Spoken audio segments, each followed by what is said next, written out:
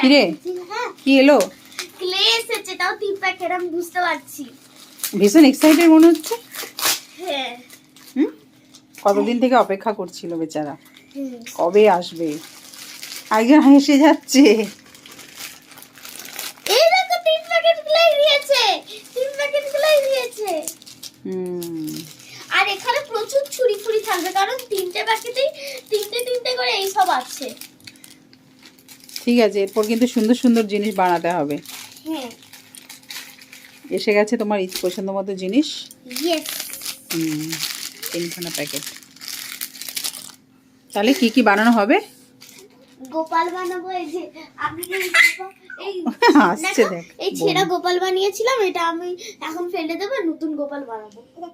আচ্ছা, কি কি বলছো তুমি? কি